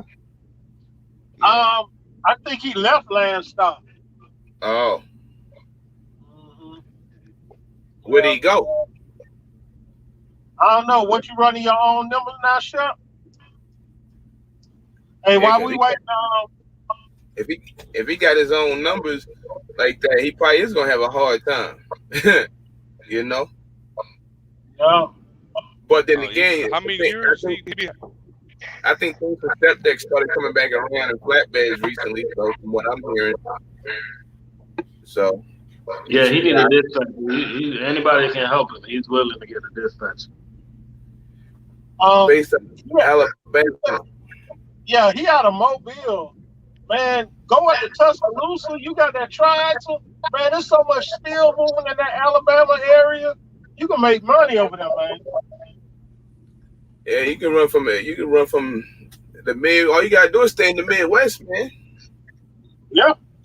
Chicago up top, Wisconsin back down, Texas. Yeah, I See, don't know, told man. you. Got top rope. You got top rope.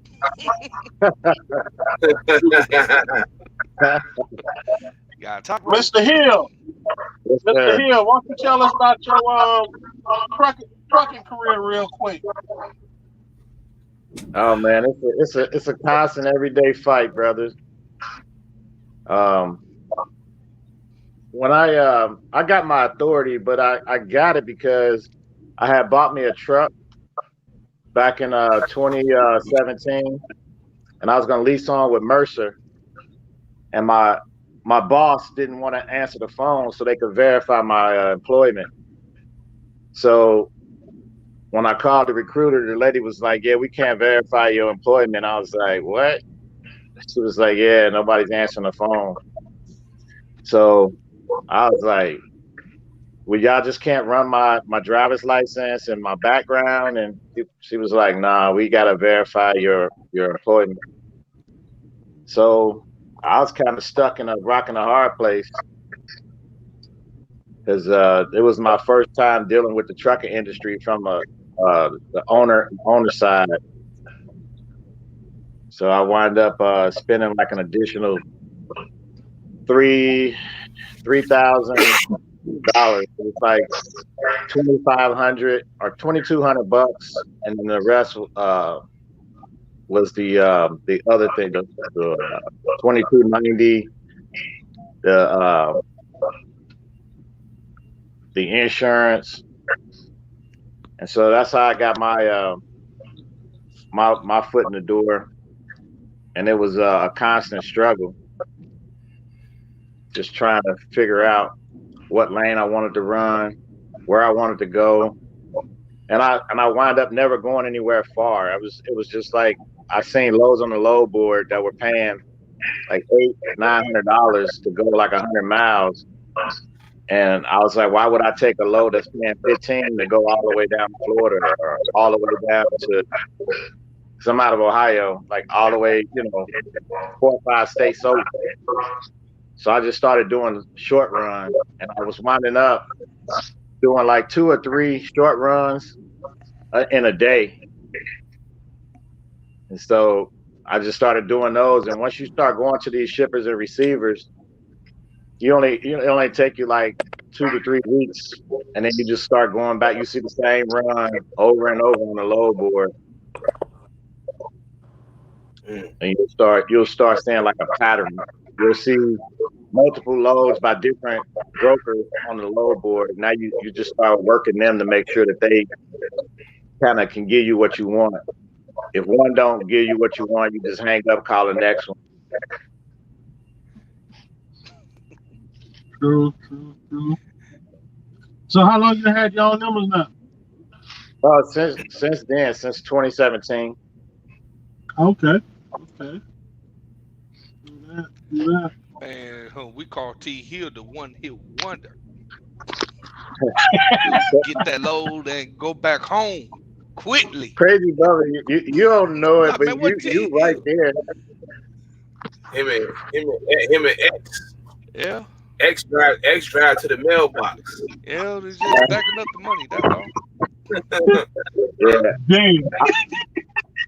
I went out and bought me a reefer unit to try my hand in the reefer side, but I don't see the numbers like that I want to see, because reefer is very expensive. Like I had a guy come over and check out my reefer. That was like $700, for the guy to come out and check it out, make sure it was running right.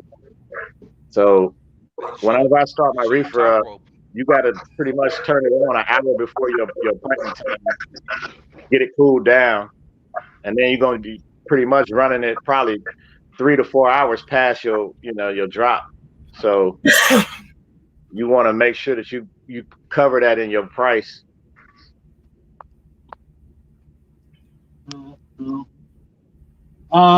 Shepard made a comment. Shepard, comment on one of my other videos, and I'll get in touch with you, man. A comment on any of these guys' videos. We'll help you out, man, because you got some equipment there. You just got to know how to run it. Right. He's got dry van or reefer. He got a triaxle step deck. Oh, okay. Say he ain't making no money. I see that quite a lot. It's a guy that I used to park next to at my old lot. They work for Ace Dorian. It's a flatbed oversized company. They when the rates went down really bad, they took their trucks off and started running FedEx freight. I call it $1.80 freight plus fuel surcharge. I try to reach out to people, that have trucks on at FedEx and try to get the rates on certain lanes. But I guess they done told them don't share the rates, but That on the hush hush mode. But yeah, if you pulling flatbed trains and stuff like that, well, you should be well over $5-6 a mile for that type of work. The experience level that you need, and I know you do it, G. You gotta be certified. I forget what the levels are, but you could do a video on the different levels of starting out with flatbed, because it's a lot of money that needs to be gotten over in that area. Appreciate that. I'm always looking for new content to put out. I appreciate that. I'll do that next one up. It's just like knowing your worth, man. I would not be doing food service for less than $2,000 a week. I won't do it. Got to know your worth. Right. And you have to do one thing I learned. You have to do what other people want to do. Like I heard that old cliche, yo, you stay on the East Coast, don't go past I-35. I would take them runs out to Phoenix. Ask Calvin. I'd be out there in Phoenix hollering at him. And if I couldn't get nothing out of Phoenix, I was that guy that'd head over to Long Beach to get something coming back that was worth running. So you can't be that guy who just wanna be home every day unless you got it like that. Yeah, you gotta do what other people ain't willing to do. Right. True. And some people just want to, what I see the pattern that most guys, they want to run about between 500 to 600 miles a day and then shut down, or either so they can get the mileage in. They've been used to and conditioned to get paid by cents per mile. You gotta run for money, man. You can't run for the miles. Right. And so those 500 to 600 mile loads go real quick off the load board in the morning, because you got to get ready to roll.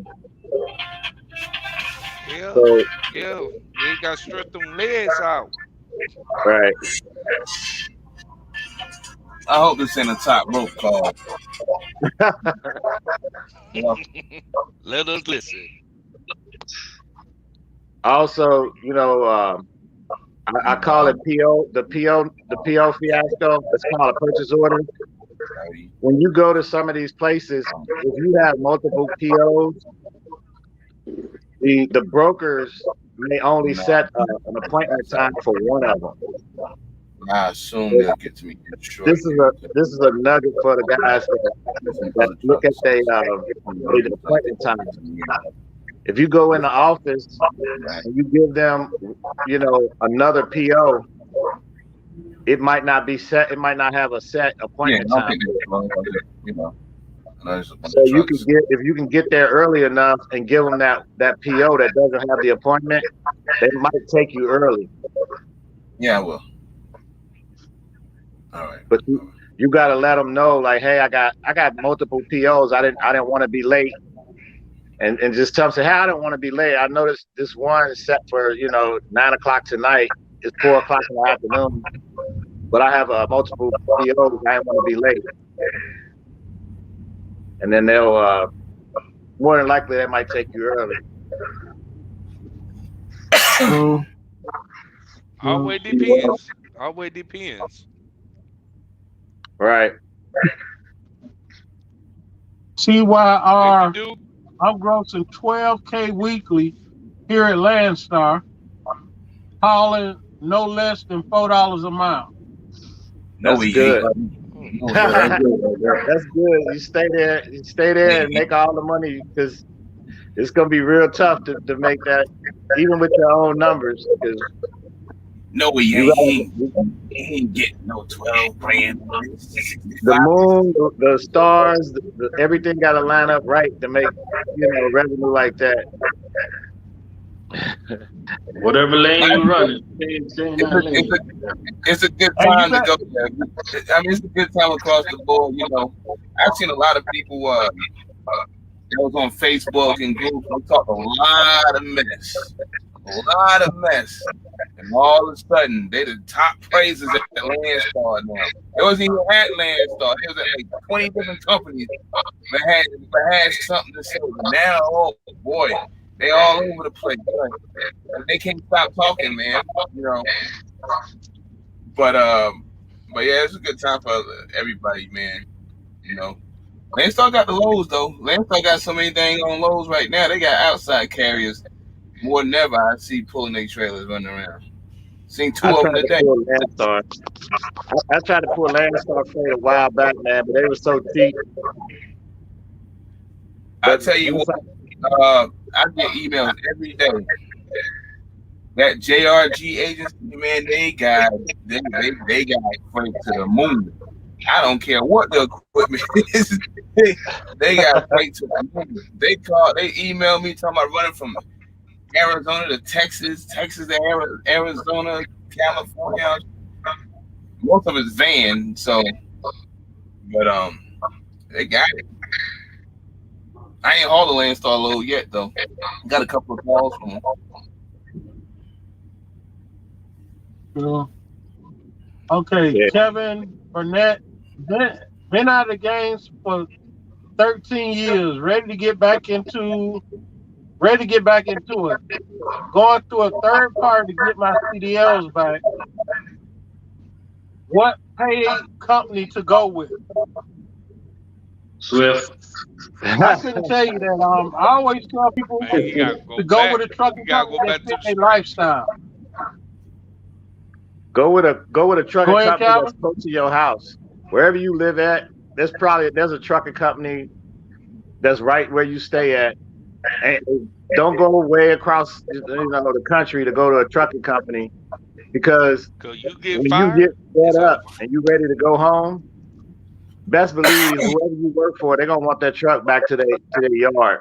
So don't get put out of somebody's truck where you live in the Northeast. Don't get put out of the truck from the Southwest. So just find your trucking company that's close to where you live at, and that way when you're ready to go home, it won't be a problem. A lot of trucking companies, they're gonna want to run you, a whole week, 2 weeks, so they can make revenue.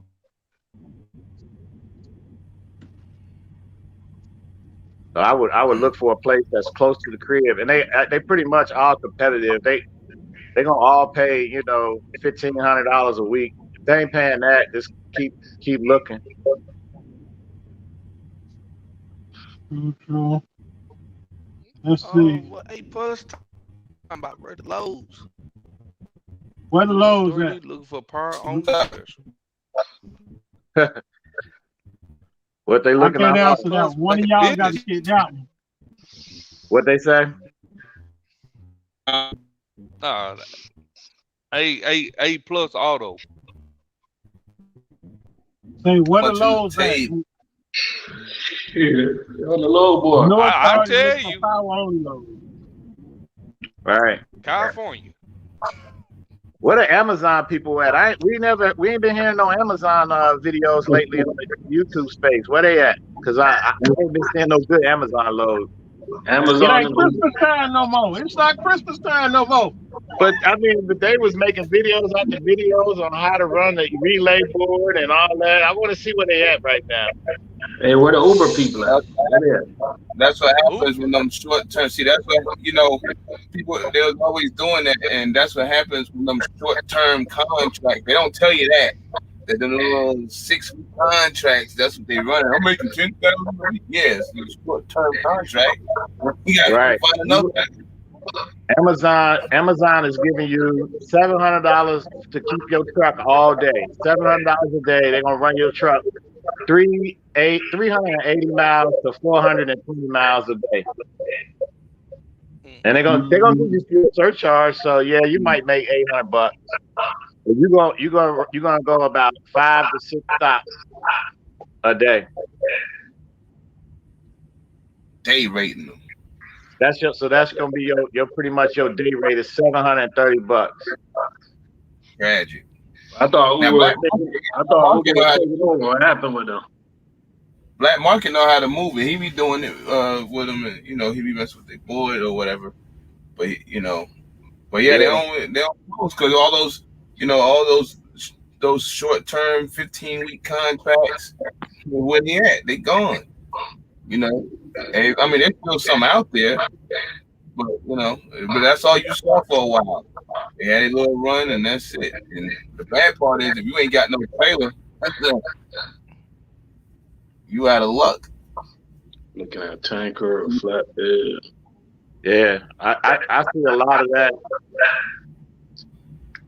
People can't get no dry van, so they go in the reefer because they can't get a dry van. There ain't no dry vans available, so they getting reefers now. Mm-hmm.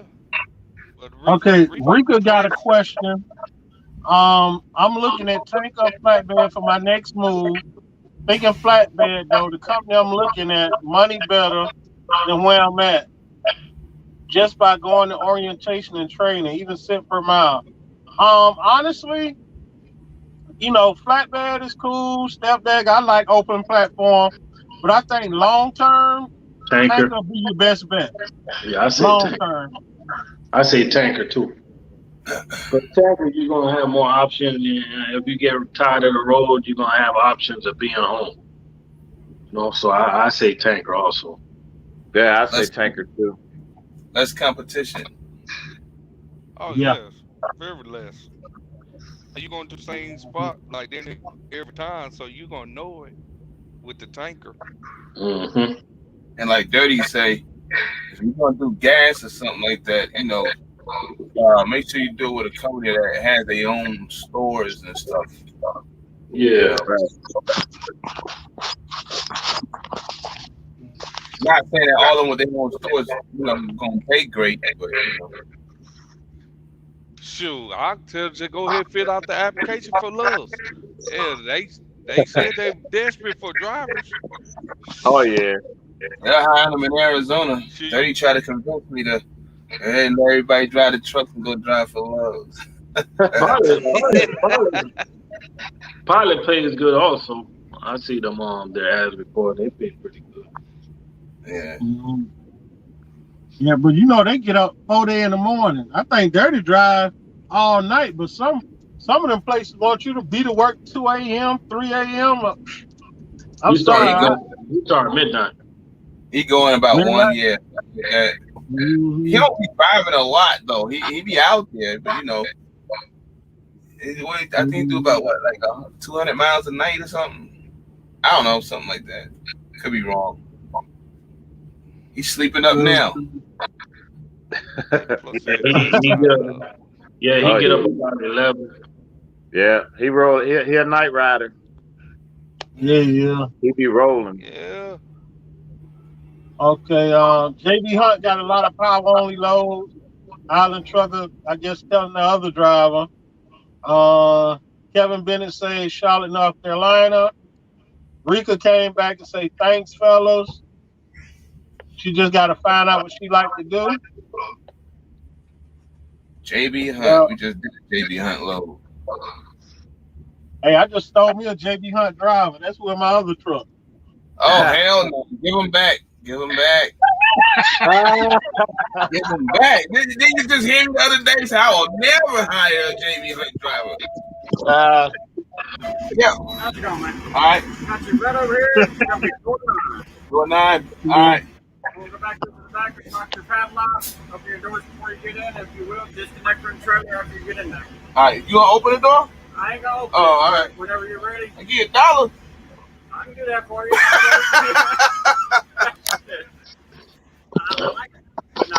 Nah, yeah. I do got it though. Well, like I said, if you want me to wait back there when you get lined up. All right. Yeah. So, I won't go back there and unlock you though. All right. 1972. Yeah. Calvin on that big money load. Y'all see that, right? He got to get off because he got that big money load now.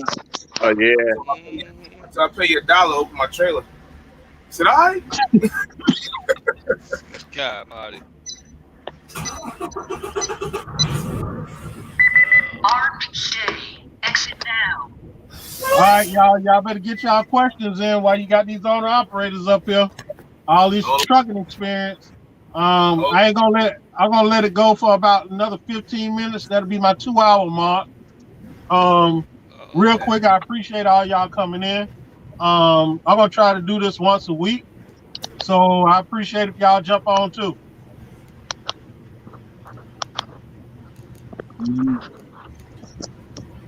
I ain't getting no reply back. That means none of y'all ain't coming back next week. Oh yeah, I'll come back. I'll be back. True. You know, I just wanted to try to do some I ain't gonna say different, but just a little different. I'm gonna try to keep it geared towards helping new owner operators, helping new drivers get into the industry, share our experiences, our good, our bad, you know, especially the bad. You know, you get a lot of these YouTubers on here and they ain't talking about nobody. You know, they just showing the good part, the glamorous part of trucking, if that's such a thing. You know, trucking is something you just can't get into and think it's gonna be all pictures and cream. It's a lot of blood, sweat, and tears to try to make it happen. You know what I mean? You ain't gonna have no $6,000, $7,000, $8,000, $9,000 a week every week. You might be out here all week and only make $3,400 gross. You know, I done had weeks like that. You just gotta take the good with the bad. Yeah. Cause shoot, I run, but I run my same lane. So you know, I try to beat somewhere between 7 and 8 every time. That's what a lot of people ask me, so how you do it? I said, shoot, I just run toward the west. Like, why you run all the way there? I run up and I come back down. Now, so if I can go to Washington for 5,000, and if I can squeeze that, and then when I make it to Washington, I can squeeze that 2,000 out. Shit, that's 7,000 right there. Then that, leave California and run towards New Jersey for 8, and pick up another 2 and take it to Wisconsin. So if I can run that, I can leave Wisconsin and drop all the way back down to Laredo. I drop all the way back down to Laredo for 5, and I just take the little short chain back home. That's how I run it. That's why I keep my stuff. I keep my stuff where I need to be. I stay in my same lane. Right. Hey, G, I got a question for probably anybody that's out there. I haven't had an inspection since 2019, early 2019, I think, when I got pulled into the scale and got a level 1. CSA, your CSA, FMCSA only keep your inspections on file for 24 months. So I had a broker fill up my authority and carrier 411, and the lady said, you don't have no inspections on file. We can't do any business with you. So is there anybody out there that's been ran into that? What did they do? What happened? Volunteer. What happened? Yeah, go volunteer. Volunteer. Yeah, man. That means you gotta take your truck in and walk in there, ask them, can they do a level 1 inspection on your truck? And Mm-hmm. sometimes they're gonna say yes, sometimes they're gonna say no. But if you got a regular ass truck said do a level 1, that hurry I got up a do it raggedy for you. ass truck. I got a Hey man, raggedy ass just walk truck. up there. Hey man, just walk up there. Tell them just tell you got a ragged ass truck. I think I need a level 1 inspection. I bet they jump out. And slide them $100 bill while you do it too.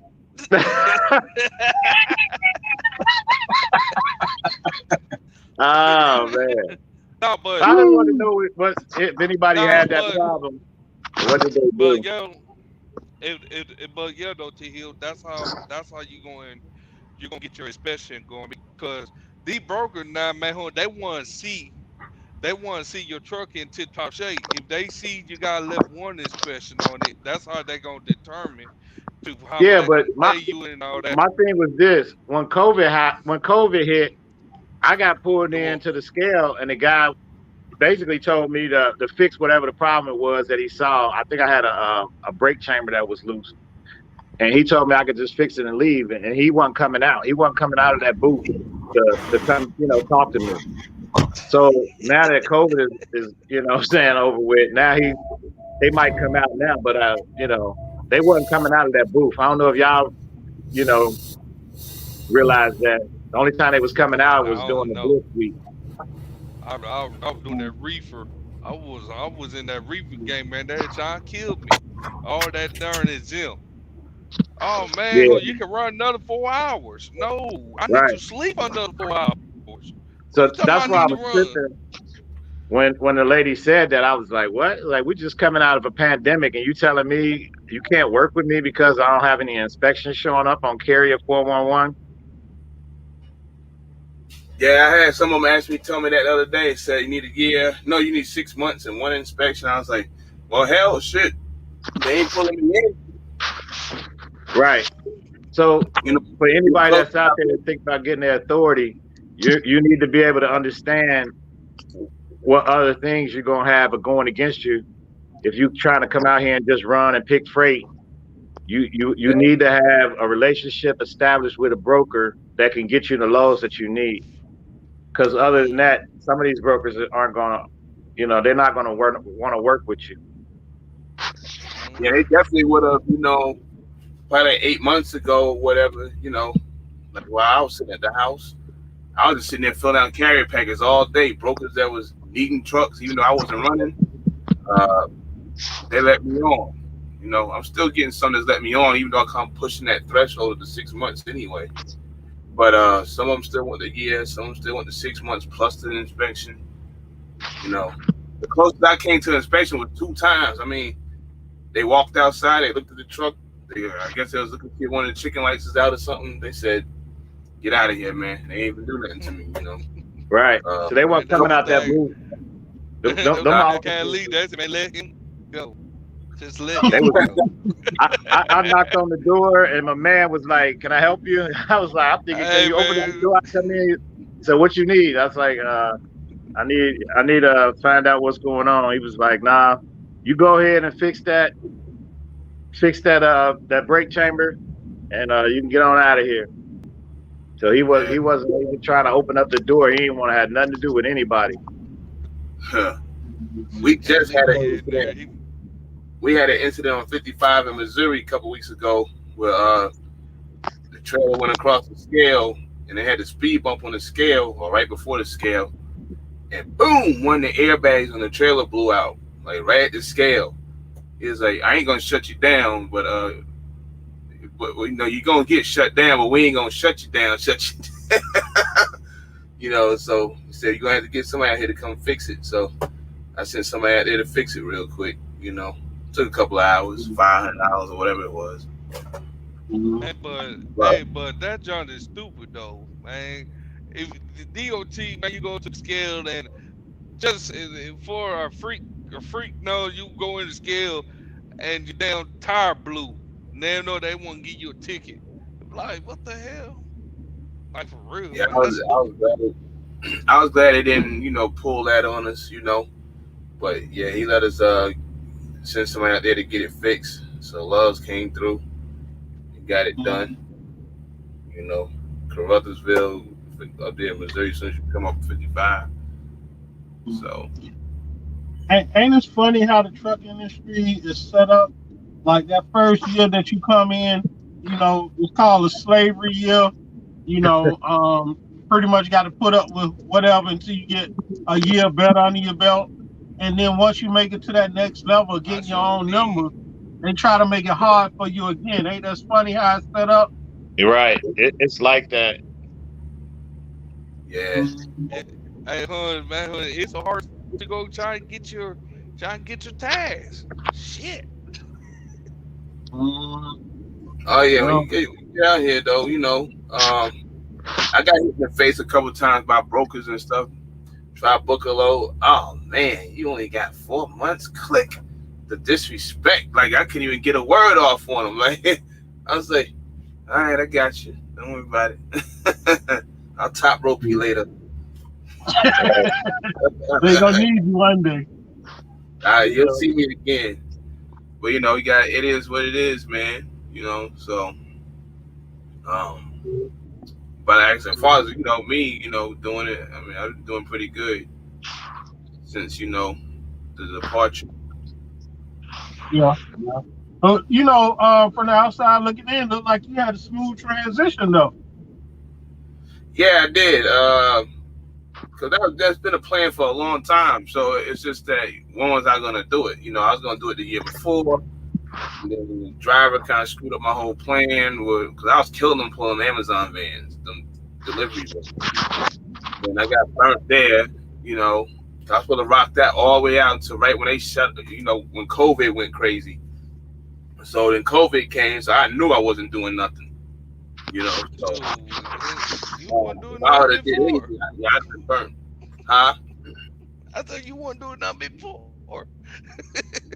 Nah, I wasn't. I officially back in November was when I did it. So I mean, I had set up everything else back in October, but I officially applied for it in November or whatever. So I just let it sit for a little while, and while I was doing the holidays, whatever, I was filling out probably 80 carrier packets. Dang. 18 on the board and whoever else I can think of off the top of my head from whatever, or whoever I can finesse or over the phone and act like I got a truck sitting in the area ready to go. They let me get it. They'll override it. I just had an override yesterday. So I just did. I'm doing this one now for the sister company to Peachtree. So I did one now and did a load for each one of them. So I got some brokers in the Rolodex now, so it's working out pretty good. True. How was your transition here? Like I said, I just went straight ahead, full steam. The only thing I didn't do was hire drivers, and the reason was I didn't want to bring anybody underneath my company, and then 3 months in, 4 months in, not be able to pay them because it was all new to me. I didn't know what lanes to run. I didn't know your first year you're basically you're trying to get a baseline. I guess that's the term, because you don't know when freight drops off, where what's coming from what, and by me not being in trucking that long, I didn't know all of that. So you definitely need to get your baseline going. If you hire a driver your first year, you rolling the dice, because that driver can take you out of business. Now also the driver can help your business, but we see it all the time, bonehead truckers. That driver do something stupid in one of these places and cause you to have to make a big old payment out of your wallet.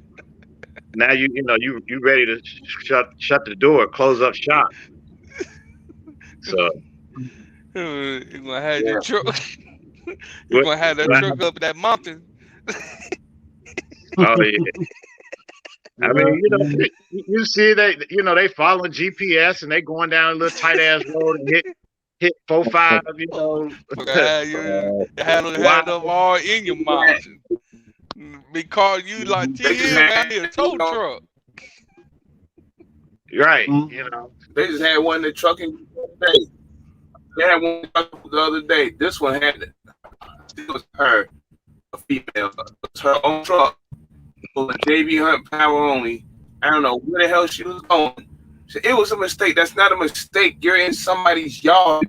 Like, you're in somebody's yard, stuck, like, literally in the yard. like, hey, when you make turns, man. Right. When you make turns, man, sometimes you're about to bang a right or something or a left. You gotta look real quick because then you see that sign say no trucks. Because it's always like 50 feet down the road. Too late now, I'm already in the turn. Yeah, committed. I mean, if you committed. the road is smaller, you guys think about it. So, but people are going to go down these little roads and go 2-3 miles. I see that a lot, man. That truck drivers, they impatient. They always trying to hurry up, and you need to just take your time. Yeah. Pull over, turn your 4-ways on, call the shipper, let them know, say, hey, I just missed my turn back there. I'm gonna have to go, 5 miles down the road, turn around, come back. No, that mean need a proper sleep. That way you get there an hour early. An hour early, you do much better. Cause just in case you do miss the turn, you got a couple more minutes to get there. Right. Yeah. I learned Unless that. you're going to Walmart. Walmart don't want you that early. Right. I pulled over. I was at Walmart last night. I pulled over on the side of the road. Yeah, well, that's how Walmart do it. They do it for 1 hour. You already 1 hour. Yeah. where you're going. Yeah, they do for 1 hour because you already know you can't.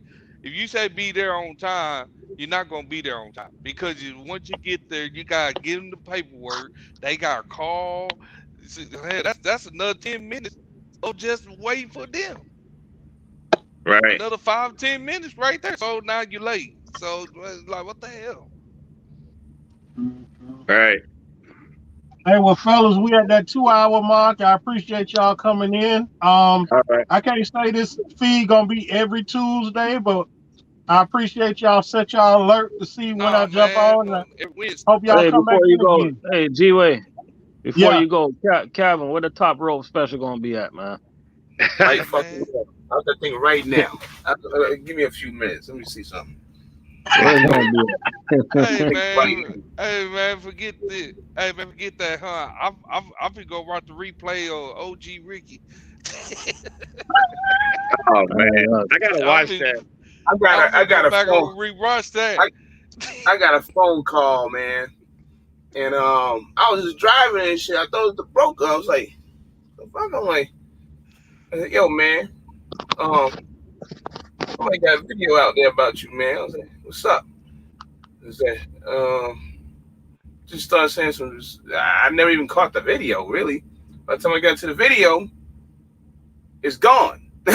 So I'm like, so what did they say? I don't want to be like, saying nothing and I don't know what somebody said, So now I suppose there's another video out. So that shit was funny. I guess I'm gonna have to hear the video because it's me, guilty, OG Ricky. Hey guys, somebody. So I don't know what it really is with my name in it. That put the guy. But you snitch. Nah, I don't snitch. But that's what they're gonna say though. Somebody gonna get top rope. Hey, forget top rope, man. That shit funny, man. I saw Godzilla. I said, "Ooh, that Godzilla." I look again. I said, "Oh hell no." Well, I appreciate it. I appreciate it, G-Way. I'm out. That's why I didn't come. After I ain't do it because I saw you on there.